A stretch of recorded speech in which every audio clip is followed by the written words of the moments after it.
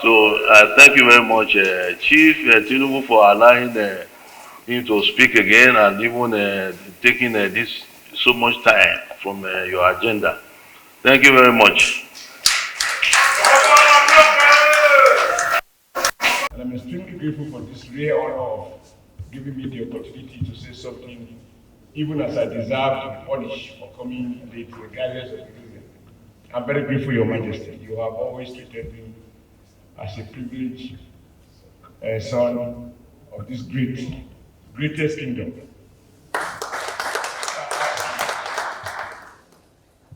I came in particular to be part of the delegation. Many have come, but I've chosen to be part of this because in life, you know your friends when you are in trouble. On Christmas Day, everybody is a friend. On Saturday, everybody is a friend. But there are moments when you are in trouble. Sometimes by your own fault, sometimes because of the fault of others. And people who stand by you, and they are ready to be counted. That is what OshioTo has been to us, to me, and in fact, to this, the people of this state. I can confess, sir, that upon being elected as the second ACN governor after Lagos, OshioTo called me and said, you know we are the minority. The only way to retain your office is to work for the people.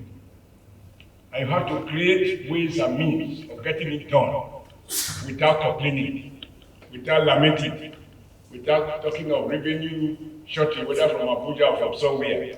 Because leadership is about clear thinking, the will to identify what needs to be done, and the capacity to remove any obstacle that wants to stop you from doing it.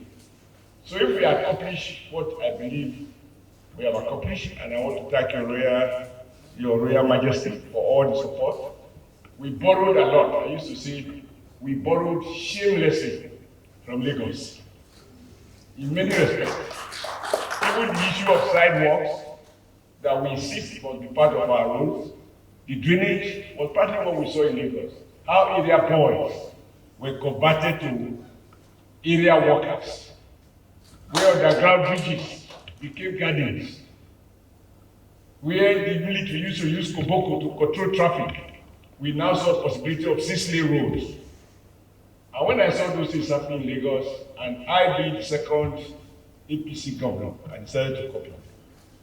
So that is asking for presidency. I think at this time, Nigeria just needs who can get the job done. And nobody can give what it doesn't have. And one area here has been successful, where I have not been particularly successful, is in identifying brilliant, capable, competent, and loyal people, loyal to the state, and loyal to the cause of development in Lagos State successfully. So, sir, I'm privileged to be part of the delegation, and I want to thank you, Your Majesty, for granting us the privilege to see you at a very, very short notice. And that shows uncommon love for his mission. And I want to thank you, sir. As they say, short man, short speech.